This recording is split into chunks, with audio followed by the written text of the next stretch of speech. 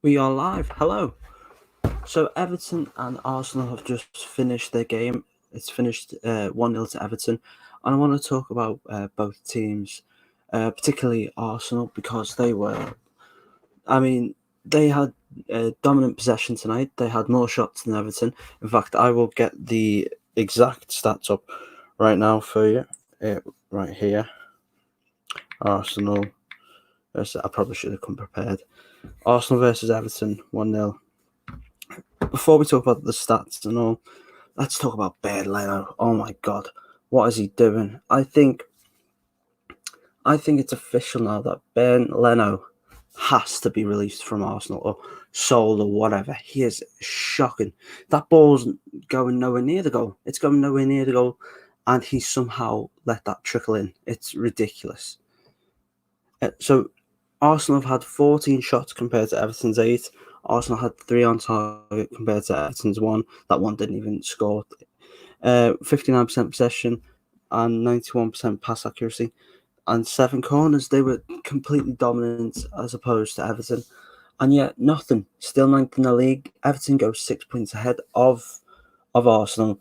And they're only 3 points behind West Ham. And when you consider West Ham are 5th, challenging for. In fact, no, they're not just 3 points behind West Ham. They're also 3 points behind Chelsea. We might see a Champions League battle from Everton. They've really dug in.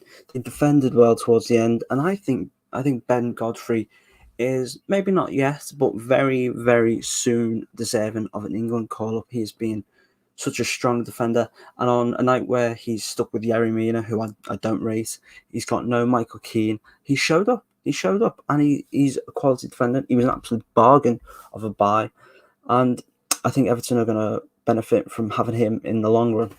Now let's talk about Arsenal, everyone's favourite club at the moment. Massive protests going on outside. Croquet, I don't know his name. I can't pronounce it. You know what I mean.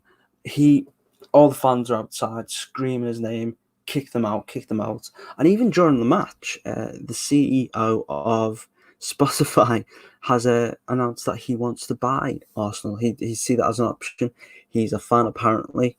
Um, and this could be the end of an era for Arsenal. I saw a good tweet of a guy with a banner, and it said, "You stole our crest. Uh, we allowed it. You moved our ground. We followed. You raised our ticket prices. We paid." And now they're selling the soul of the club, and I think that was a brilliant thing that I saw. I rate it. I rate it. I like the fact Arsenal are sticking up for themselves. I like the fact they're just a vocal fan set. And if you look at Tottenham Hotspurs, for example, they did some sort of protest, and there was like 12 people there. No one really showed up, but Arsenal fans came out in masses, and I think maybe that got to the Arsenal players. You'd hope to think that. I mean, for Arsenal's sake, if it hasn't, they've had a mare, because I mean the amount of efforts they're getting on, the amount of chances that they're getting, and they're not taking, it's ridiculous. They've got to be scoring all these chances. Uh, no Lacazette and no Aubameyang. Aubameyang's got malaria. I don't know.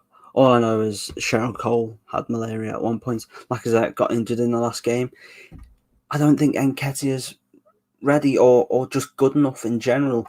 We've seen a lot of young players in the Premier League over the last 2 seasons at his age come through. You think Phil Foden, Mount, uh, Smith Rowe, Saka, Trent, plenty of fine young players, and they're all thriving. They're all thriving, but he just doesn't click. I think this was he's played 38 Premier League games and he's got 5 Premier League goals. How is this? How is he still getting opportunities? I think it was Dominic Solanke who got like 1 in 49, and I think this might sound crazy, but I think a lot of young players get given too much time. Uh, I mean, when you think like I just said, Solanke, people like to hold on to that promising young player that was in the youth setup.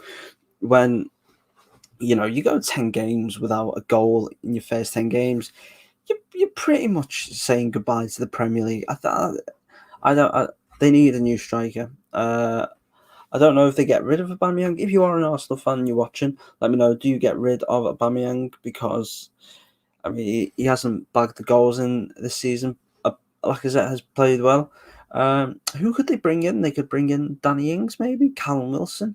There's a few players that they could bring in. I think they need a whole new. They need just like a cleanse of some of their players, like Xhaka, Leno. Oh God, and just so many players that need to go. Willian, 300 grand a week.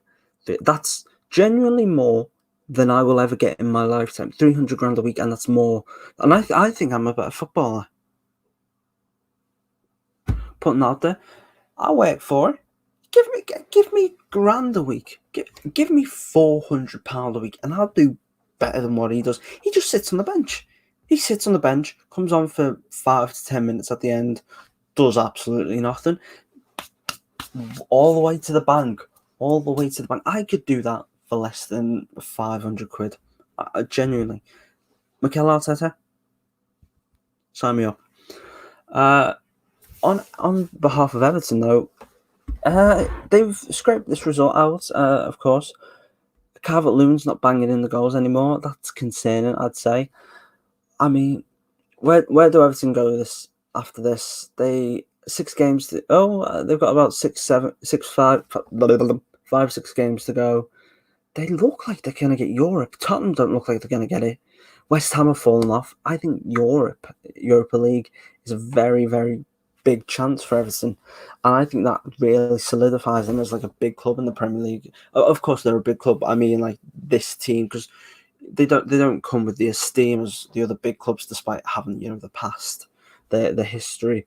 But I think that they are 2 or 3 signings away from being a Champions League competing team. They could genuinely, within 2 or 3 signings, I mean, get a new striker in. They need someone to assist with Dominic Calvert-Lewin. Again, like I said, Wilson could be all right with that. Maybe get a new centre-back.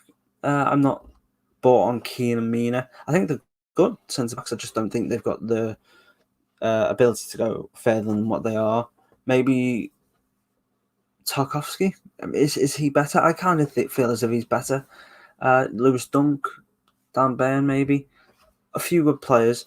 And I'd say stick with Pickford, even though I'm harsh on him. I feel like he's good enough. He's good enough. I don't think he's particularly special, but he's good enough. And because overall, they've got quite good quality and depth as well. When you consider Josh King's on the bench, and they've also got players like Tom Davies and they've got Allen. I forgot about that. They've got Allen. That's a good player. They should be getting something next season, or at least I want to know from Everton fans though. Where do you see this going with Everton? They've got a strong squad. They've got a great manager. What do you think Everton are going to get out of this? Because I feel at best maybe a good run in the Europa League and maybe an FA Cup.